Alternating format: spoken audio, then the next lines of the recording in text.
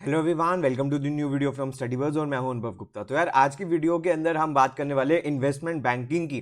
कुछ बच्चों का एक ये ड्रीम होता है कि यार वो इन्वेस्टमेंट बैंकर बनना चाहते हैं या अपना करियर इन्वेस्टमेंट बैंकिंग में बनाना चाहते हैं। तो आज हम कंप्लीट डिटेल डिस्कस करने वाले हैं इन्वेस्टमेंट बैंकिंग के बारे में कि किस तरीके से आप अपना करियर बना सकते हो। इन्वेस्टमेंट बैंकर्स को करना क्या क्या होता है, जॉब्स क्या होती है, पोजीशंस क्या होती है, सैलरीज क्या होती है, कौन से टॉप इन्वेस्टमेंट बैंकिंग फर्म्स है या कंपनीज है जिनमें आप अपना करियर बना सकते हो। तो इन सब चीजों के बारे में डिस्कशन करेंगे। तो चलिए शुरू करते हैं। इससे पहले फ्रेंड्स हम स्टार्ट करें, I would like to request you please channel को सब्सक्राइब करके बेल आइकन जरूर प्रेस कर देना ताकि सारी इंपॉर्टेंट वीडियोस की नोटिफिकेशन आपको मिलती रहे। और आप हमारी ऐप भी डाउनलोड कर सकते हो, वहां पे आपको कैट एमबीए के मॉक्स एंड वीडियोस मिलते हैं। इसके अलावा आप हमारे साथ इंस्टाग्राम पे भी कनेक्ट हो सकते हो। हमारा इंस्टाग्राम हैंडल है StudyBuzz_education। हमारे फेसबुक ग्रुप का नाम है StudyBuzz। तो फ्रेंड्स इससे पहले हम स्टार्ट करें, सबसे पहले कुछ फैक्ट्स एंड मिथ्स को आपस में हमें जानने की जरूरत है कि यार जो बॉलीवुड है या हॉलीवुड है इसने ना बहुत ज्यादा एक तरीके से फैंसी कर दिया है इन्वेस्टमेंट बैंकिंग को। फॉर एग्जांपल कुछ बच्चों ने मूवीज ये देख के उनको लगता है कि इन्वेस्टमेंट बैंकर का एक्चुअली यही काम होता है, लेकिन this is completely a myth. Investment banking का काम इससे बहुत ज्यादा होता है, इससे बहुत कॉम्प्लेक्स होता है और इतना फैंसी भी नहीं होता। मतलब ऐसा नहीं है कि कोई ये सेलिब्रिटी स्टेटस है, लेकिन हाँ फिनेंस के वर्ल्ड के अंदर बहुत इंपॉर्टेंट होती है इन्वेस्टमेंट बैंकिंग, बट ऐसी कोई ये फैंसी जॉब नहीं होती। तो सबसे पहले हमें ये मिथ ब्रेक कर देने की जरूरत है। और उसके बाद हम बात करते हैं कि यार सबसे पहले इन्वेस्टमेंट बैंकिंग कंपनीज है कौन सी। आपने जरूर इन कंपनीज का नाम सुना होगा, लेकिन शायद आपको ना पता हो कि इन्वेस्टमेंट बैंकर्स हैं। फॉर एग्जाम्पल चाहे बैंक ऑफ अमेरिका हो, चाहे ब्लैक रॉक हो, बहुत फेमस है, चाहे सिटी ग्रुप हो, क्रेडिट सूस हो, डीबीएस हो, डॉइचे बैंक हो, गोल्डमैन सैक्स हो, एचएसबीसी हो, चाहे जेपी मॉर्गन चेज हो, या लजार्ड हो, मैरिल लिंच हो, मॉर्गन स्टैनले हो, डी सिक्योरिटीज हो, स्टेट स्ट्रीट हो, यूबीएस हो, ये सारे के सारे टॉप इन्वेस्टमेंट बैंकिंग कंपनीज है। तो शायद आपने इनका नाम सुना होगा, तो आज आपको ये पता लग गया होगा कि यार हाँ ये इन्वेस्टमेंट बैंकिंग के अंदर ही ऑपरेट करते हैं। तो सबसे पहले हमारे जानने की जरूरत है कि यार इन्वेस्टमेंट बैंकिंग जो इतना फेमस टर्म है एक्चुअली करते क्या है। तो इन्वेस्टमेंट बैंकिंग का आप देख सकते हो कि भाई कुछ कई सारे इनके काम होते हैं। सबसे पहले कैपिटल रेज करना होता है इनको अपने क्लाइंट के लिए, और सिक्योरिटी अंडरराइट करनी होती है किसी भी स्पेसिफिक पर्पस के लिए। ये एज अ मिडलमैन काम करते हैं जो भी कंपनीज फंड रेज करना चाहती हैं। मर्जर्स एंड एक्विजिशंस में इनका बहुत इंपॉर्टेंट रोल होता है। ये बेसिकली बायर्स एंड सेलर्स की बिजनेस वैल्यूएशन करते हैं, नेगोशिएशन करते हैं, प्राइसिंग करते हैं, स्ट्रक्चरिंग करते हैं, ट्रांजैक्शन भी ये चलाते हैं।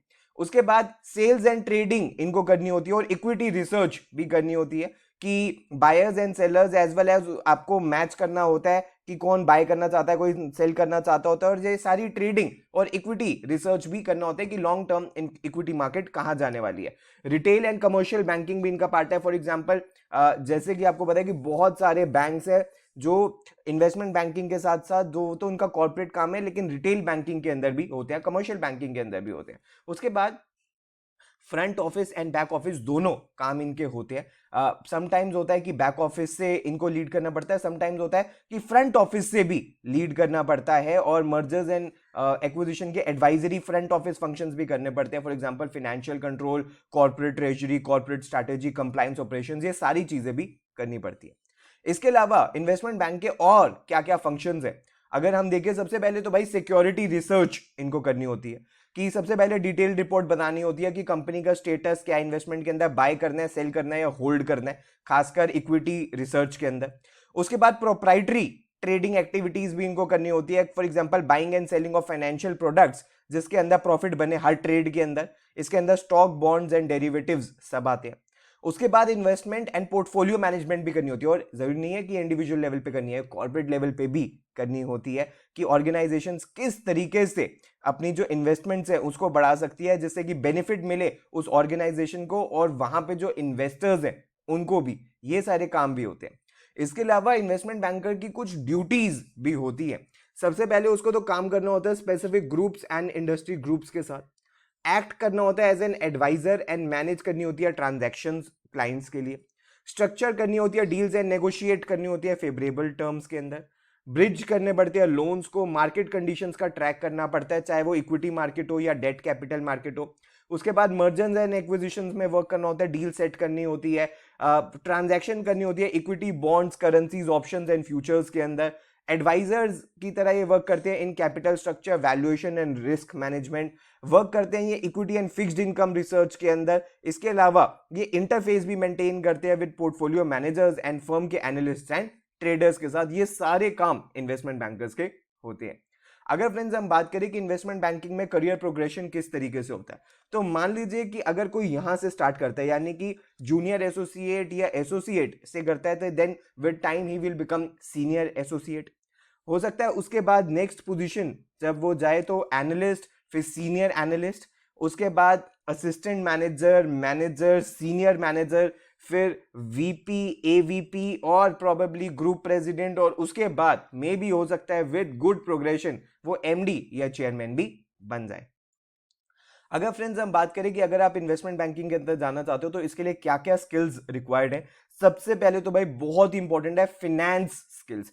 फिनेंस आपको बहुत अच्छे से आना चाहिए, आपको बहुत पसंद होना चाहिए। इसके अलावा फिनेंस रिलेटेड आपके पास एनालिटिकल स्किल्स होनी चाहिए, आपके पास टेक्निकल प्रोफिशिएंसी होनी चाहिए, कम्युनिकेशन स्किल्स होनी चाहिए, पीपल स्किल्स होनी चाहिए, रेजिलियंस होनी चाहिए, एंटरप्रेन्योरियल स्किल्स होनी चाहिए और रिस्क टेकिंग एबिलिटी भी आपके अंदर होनी चाहिए। बिकॉज इन्वेस्टमेंट बैंकर के काम जो होते हैं समटाइम्स ट्रांजैक्शंस काफी रिस्की भी होती हैं।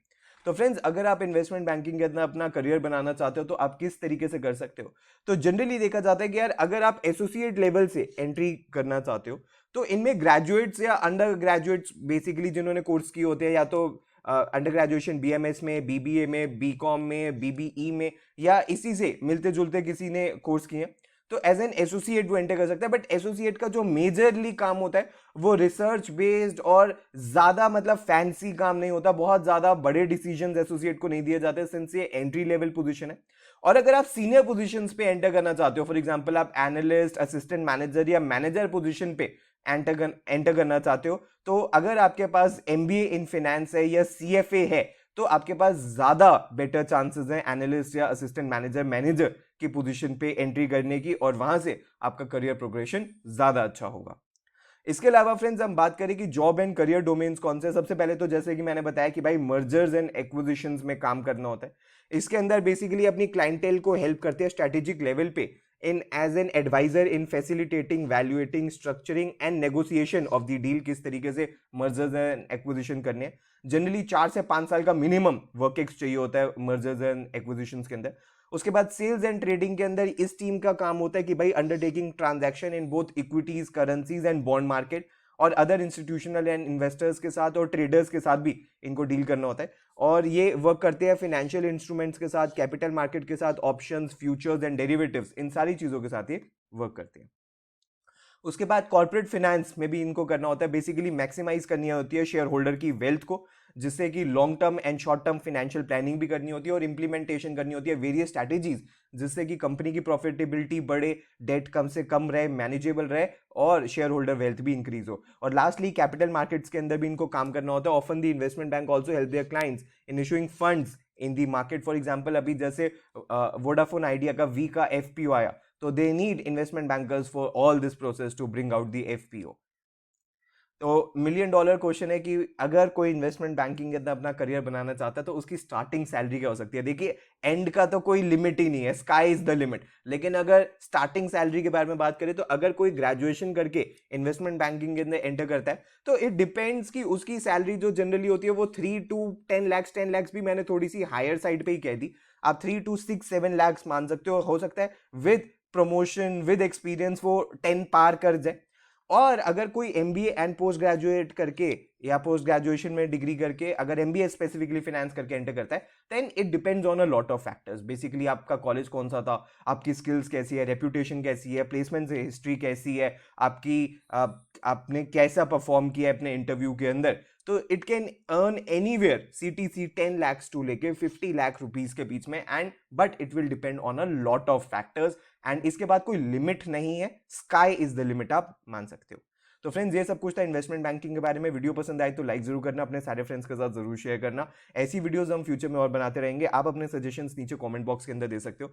प्लीज हमारे साथ इंस्टाग्राम पे जरूर कनेक्ट हो जाना। अगर आपकी कोई भी क्वेरी है तो आप हमें व्हाट्सएप ईमेल कर सकते हो। So thanks a lot, all the best, God bless you.